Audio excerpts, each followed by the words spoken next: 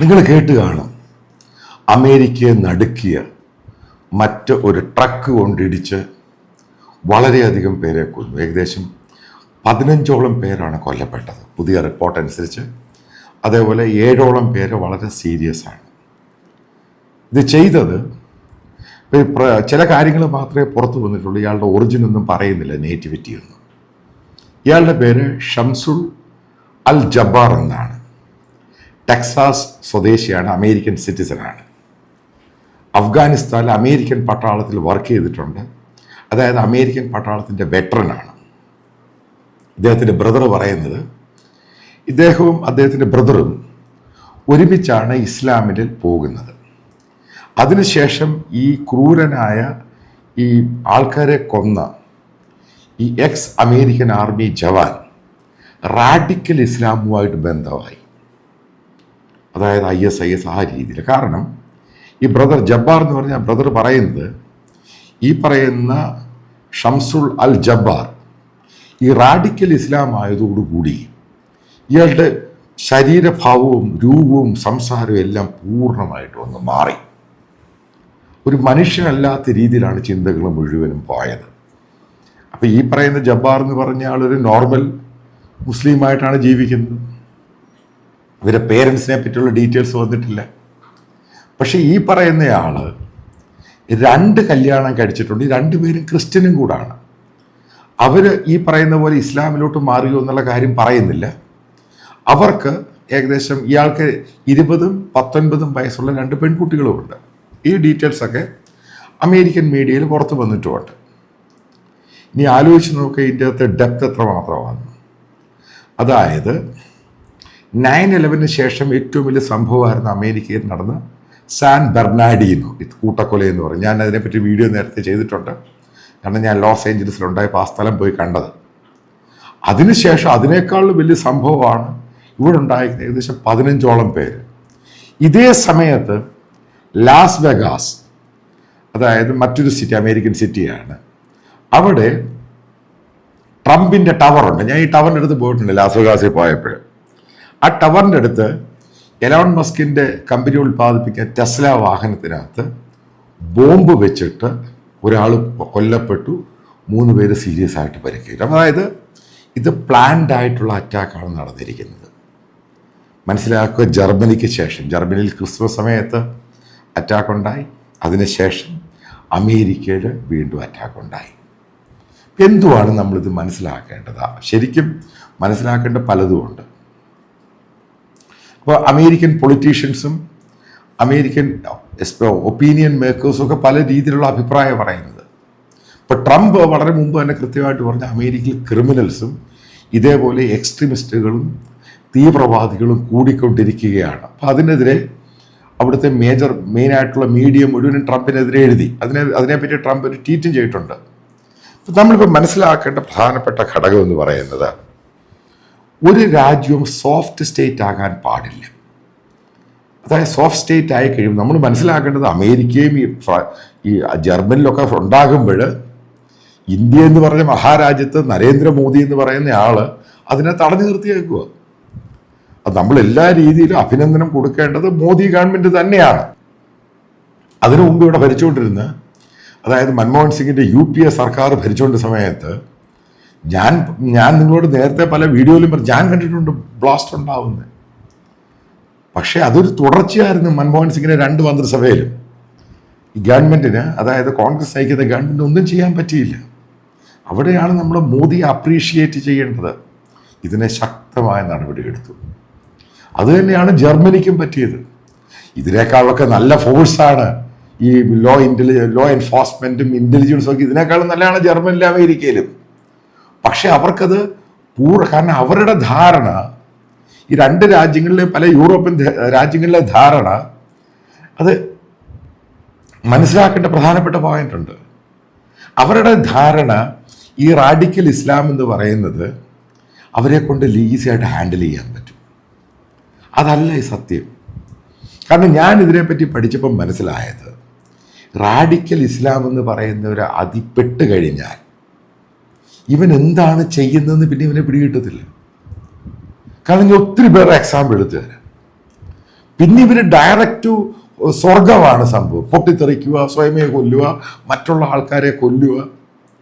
ഇതൊക്കെ ഞാൻ കേരളത്തിൽ മലയാളത്തിൽ പറയുമ്പം ഇവിടുത്തെ സുഡാപ്പികളും മറ്റുള്ള ബുദ്ധിജീവികളും എന്നെ ക്രിസംഗീന വിളിക്കുന്നേ. പക്ഷെ യാഥാർത്ഥ്യം എന്തുവാ? യാഥാർത്ഥ്യം വളരെ സത്യമാണ്. ഈ പറയുന്ന റാഡിക്കൽ, അതായത് മത തീവ്രവാദത്തിലോട്ട് പോയി കഴിയുമ്പോൾ ഇവരതൊക്കെ ചെയ്യുന്ന ദൈവത്തിന് വേണ്ടി, അള്ളാഹിക്ക് വേണ്ടിയാണ് ചെയ്യുന്നത്. ഇത് അമേരിക്കൻ ജനതയ്ക്കും, അതായത് അമേരിക്കയിലെ ഡെമോക്രാറ്റ്സ് ആണെങ്കിലും അവിടുത്തെ പോലീസ് എൻഫോഴ്സ്മെന്റിനും ജർമ്മൻ പോലീസ് എൻഫോഴ്സ്മെന്റിനും പ്രോപ്പറായിട്ട് ഇന്നും മനസ്സിലായിട്ടില്ല. അതാണ് ഏറ്റവും വലിയ സംഭവം. കാരണം ഇന്ത്യ വളരെ എക്സ്പീരിയൻസ്ഡ് ആണ്. ഇന്ത്യ ശരിക്കും ലിറ്ററായിട്ട് ആക്ച്വലി ഹാൻഡിക്യാപ്ഡ് ആയിപ്പോയി. ഇസ്രായേൽ പഠിച്ചത് അതുകൊണ്ടാണ് അവർ പറയുന്ന ഹമാസിലെ ഒരാളെ പോലും ജീവനോടെ വെച്ചുകൊണ്ടിരിക്കില്ല. അതാണ് ഇന്ത്യ ഗവൺമെന്റും പറയുന്നത്, ഒരു തീവ്രവാദിയെ ജീവനോട് വെച്ചുകൊണ്ടിരിക്കുക. അതുകൊണ്ടാണ് പാകിസ്ഥാനിൽ പോയി തട്ടുന്നത്. കാരണം തട്ടിയേ മതിയാവും. കാരണം അതാണ് ഇവരെ പഠിപ്പിക്കുന്നത്. ഇപ്പം ഞാൻ ഈ അമേരിക്കൻ മദ്രസയായിട്ട് ബന്ധപ്പെട്ടത് അവരുടെ വെബ്സൈറ്റിലൊക്കെ കയറി കണ്ടു. അപ്പം ഇതിന് ശേഷം ഇപ്പം എന്താ അതിൻ്റെ ഇത് പറയുന്നത്? അതായത് മോഡേണൈസ് ചെയ്ത് സിവിലൈസ്ഡ് ചെയ്യണമെന്ന് പറഞ്ഞാൽ തന്നെയും അതൊന്നും നോക്കാതെ അവരവരുടെ രീതിയിൽ ഈ പറയുന്ന ഈ വൃത്തികെട്ട സാധനങ്ങൾ ഓരോന്ന് പഠിപ്പിച്ചുകൊണ്ടിരിക്കുക, കേരളത്തിൽ പഠിപ്പിക്കുന്ന പോലെ. അതായത് പല കോമൺ ആയിട്ട് മദ്രസകളിൽ പഠിപ്പിക്കുന്ന പോലെ സ്വർഗത്തിൽ പോകുന്ന വിസ എങ്ങനെ എടുക്കാം, എങ്ങനെ ആളുകളെ കൊല്ലാം, അതിനെപ്പറ്റി അവർ കണ്ടിന്യൂവേഷൻ ആയിട്ട് പഠിപ്പിച്ചുകൊണ്ടിരിക്കുകയാണ്. അതിനകത്ത് മോഡറേറ്റ് ആയിട്ടുള്ള പല ഇസ്ലാം ആൾക്കാരുണ്ട്. അപ്പോൾ അവർ പറയുന്നുണ്ട് ഗവൺമെന്റിനോടും ബൈഡൻ അഡ്മിനിസ്ട്രേഷനോടും അമേരിക്കയിലുള്ള പല ആൾക്കാരും ഇതിന് കൺട്രോൾ ചെയ്യണം. പക്ഷേ ഡെമോക്രാറ്റ്സ് എന്ന് പറയുന്ന ബൈഡൻ അഡ്മിനിസ്ട്രേഷൻ ഈ സംഭവങ്ങൾ എന്ന് പറയുന്നത് അവർക്ക് ഈ ഹ്യൂമൻ റൈറ്റ്സ് ചവർ എന്നൊക്കെ പറഞ്ഞുകൊണ്ട് പോയിട്ട് അവിടുത്തെ സാധാരണ ഒന്നുമല്ലാത്ത പാവം പിടിച്ച്, അതായത് ഇതുമായിട്ട് യാതൊരു ബന്ധമില്ലാത്ത ആൾക്കാരെ കൊല്ലുമ്പോൾ അവർ പറയുന്നു ഞങ്ങൾക്ക് ആ ദുഃഖത്തിൽ അതിൽ വളരെ ദുഃഖമുണ്ട്, ആ വിക്ടിംസിൻ്റെ കൂടാണ് ഞങ്ങൾ. ഇവിടെ എല്ലാം കഴിഞ്ഞിട്ട് എന്ത് കുന്താ വിക്ടിംസ്? ഇത് കൺട്രോൾ ചെയ്യേണ്ട ആരാ? ഗവൺമെൻറ്. ഗവൺമെൻറ്റിൻ്റെ അപ്പാരറ്റസ് ഉണ്ട്. മനസ്സിലാക്കേണ്ട പോയിന്റ് എന്ന് പറയുന്നത് നമ്മളിത് സ്റ്റഡി ചെയ്ത് മനസ്സിലാക്കേണ്ട പോയിന്റാണ്. നല്ലപോലെ റിസർച്ച് ചെയ്യണതിനെ പറ്റി. ഇസ്ലാമിക് ഫണ്ടമെന്റലിസം എന്ന് പറയുന്നത് തലയ്ക്ക് ഭ്രാന്താണ്. കാരണം അങ്ങനെയാണ് ഇവരെ പഠിപ്പിച്ചു വെച്ചിരിക്കുന്നത്. അപ്പം അതുകൊണ്ടാണ് ഇതേപോലെ അതിക്രൂരമായ ആക്രമം, അതായത് കൊച്ചുകുട്ടി ഉൾപ്പെടെയുള്ളവരെ ഇതേപോലെയുള്ള ട്രക്ക് ഇടിച്ച്, കാരണം മനസ്സിലാക്കി ഇയാൾ നേരത്തെ ക്രിസ്ത്യനായിരുന്നാ പറയുന്നത്, അവിടുന്ന് കൺവേർട്ട് ചെയ്ത് റാഡിക്കൽ ഇസ്ലാം ആയി കഴിഞ്ഞപ്പോഴുണ്ടായ സംഭവമാണ് ഇത് പറയുന്നത്. ഇത് കേരളത്തിലെ സുഡാപ്പികളും മനസ്സിലാക്കി. ഇതാണ് ഞാൻ നിങ്ങളോട് പറയാൻ ശ്രമിക്കുന്നത്. നിങ്ങൾ നോർമൽ ഇസ്ലാം ആണെങ്കിൽ ആർക്കാ നിങ്ങളോട് വിരോധം? നിങ്ങൾ ഈ റാഡിക്കൽ സംഭവത്തിലോട്ട് പോകുമ്പോൾ നിങ്ങൾക്ക് ഇന്ത്യക്കാരെ വേണ്ട, ആന്റി ഇന്ത്യൻ ലോകത്താരെയും വേണ്ട. പിന്നെ നിങ്ങൾ തമ്മിൽ അന്യോന്യം അടിക്കുന്നു. ഇതല്ലേ ഞാൻ പറയുന്നുള്ളൂ. ഇത് സത്യമല്ലേ? ഇതാണ് ലോകത്ത് നടക്കുന്നത്. ഇതിൽ നിന്ന് മാറാൻ വേണ്ടി പല അറേബ്യൻ രാജ്യങ്ങൾ ശ്രമിക്കുന്നു, ഇൻക്ലൂഡിങ് സൗദി അറേബ്യ, UAE. അവർക്കൊന്നും താല്പര്യമില്ല ഈ സംഭവമായിട്ട് മുന്നോട്ട് പോകാൻ. ഇതാണ് നമ്മൾ ഏറ്റവും പഠിക്കേണ്ടത്. ഏറ്റവും വികസിതമായ രാജ്യം അമേരിക്കയിൽ. അമേരിക്കൻ പൊളിറ്റീഷ്യൻസ്, അമേരിക്കൻ ലോ മേക്കേഴ്സും അതേപോലെ അമേരിക്കൻ ഒപ്പീനിയൻ മേക്കേഴ്സും അവിടെ പല ആൾക്കാർ സപ്പോർട്ട് ചെയ്യുന്നവർ പോലും ഇപ്പോൾ പല കാര്യങ്ങളും ബോധ്യപ്പെട്ടു പോയി. കാരണം ഈ മദ്രസ എഡ്യൂക്കേഷൻ എന്ന് പറഞ്ഞ് ബാൻ ചെയ്യേണ്ടതാണ്, അല്ലെങ്കിൽ സംഭവം നടക്കത്തില്ല. പിന്നീട് ഉണ്ടായത് സാൻ ബെർണാഡിനോ, ഞാനത് പറഞ്ഞു. അതിനുശേഷം ഈ സാദിഖ് എന്ന് പറഞ്ഞ പയ്യൻ, അതായത് അമേരിക്കയിൽ ജനിച്ചു വളർന്ന പാകിസ്ഥാനി ഒറിജിൻ, ഇത്രയും പേരെ സ്വന്തം ഓഫീസിലെ ആളുകളെ കൊന്നിട്ട് അവരവിടുത്തെ പോലീസ് വെടിവെച്ച് കൊല്ലുന്നു. അതിനുശേഷം അതായത് അവിടെ ഉണ്ടായിരുന്ന സാൻ ബെർണാഡിനോട് ആ മസ്ജിദിനടുത്തുണ്ടായിരുന്ന ഏകദേശം മുസ്ലിങ്ങൾ മുഴുവനും കൺവേർട്ട് ചെയ്ത് ക്രിസ്ത്യൻസായി. കാരണം അവർക്കങ്ങനെ പിടിച്ചു നിൽക്കാൻ പറ്റത്തില്ല. ഇപ്പം ഇതിൻ്റെ സന്ദേശം എന്താ? ഇപ്പം അമേരിക്കയിൽ ബാക്കിയുള്ള മുസ്ലിംസ് 9/11 ശേഷം എന്താണ് ഉണ്ടായത്, അതേപോലെ സംഭവം ഉണ്ടാകാൻ സാധ്യതയുണ്ട്. കാരണം അവർ ന്യൂ ഇയർ ആഘോഷിക്കാൻ വന്നൊരു കൂട്ടം പേര്, ഷുഗർ ബോൾ എന്ന് പറയുന്ന സ്ഥലം, ലൂസിയാനയ്ക്ക് അടുത്തുള്ള ഒരു സ്ഥലമാണ് ന്യൂ ഓർലിയൻസ് എന്ന് പറയുന്ന സിറ്റി. അവിടെ വന്നവരെയാണ് ഒന്നും അറിയാത്തവരെ അതിൻ്റെ മേളിൽ ഇടിച്ച് മാക്സിമം കൊല്ലുക. പിന്നെ എക്സ്പ്ലോസീവ് മെറ്റീരിയൽസ് വണ്ടിക്കകത്തുണ്ടായിരുന്നു, ISISന്റെ കൊടി ഉണ്ടായിരുന്നു. ഇവരുടെ ലക്ഷ്യം എന്താണ്? സ്വർഗത്തിൽ പോവുക, ഹൂറികളെ കാണുക. ഇതിനു വേണ്ടിയാണ് ഇതൊക്കെ ചെയ്യുന്നത്. ഇതിനെ സപ്പോർട്ട് ചെയ്യാൻ വീണ്ടും ആവർത്തിക്കും. ഞാൻ അമേരിക്കൻ ഇഷ്യൂ പറഞ്ഞ കേരളത്തിൽ വരുന്നതിൻ്റെ കാര്യം, ഇതിനെയൊക്കെ സപ്പോർട്ട് ചെയ്യുന്ന കേരളത്തിലെ ഈ കമ്മ്യൂണിസ്റ്റ് പാർട്ടിയും കോൺഗ്രസും മനസ്സിലാക്കേണ്ട ഒരു സംഭവമുണ്ട്.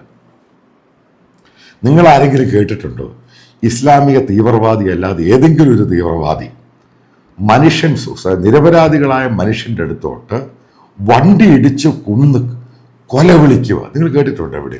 അത് ഇവർക്ക് മാത്രമേ ചെയ്യാൻ പറ്റത്തുള്ളൂ, മറ്റുള്ളവർക്ക് ചിന്തിക്കാൻ പോലും പറ്റത്തില്ല. എന്താ ചിന്തിക്കാൻ പറ്റാത്തത്?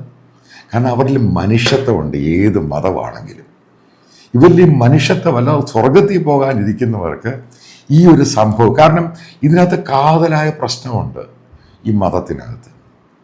അത് ഞാനിത് പറയുമ്പോൾ എല്ലാവർക്കും എന്താണ് ഈ പ്രശ്നം എന്നുള്ളത്. അപ്പോൾ നിങ്ങളൊരു സാധാരണ മുസ്ലിം ആണെങ്കിൽ പോലും ഇസ്ലാമുമായിട്ട് കൂടുതൽ പഠിച്ചു കഴിഞ്ഞാൽ നിങ്ങളൊരു റാഡിക്കൽ ഇസ്ലാം ആവുക.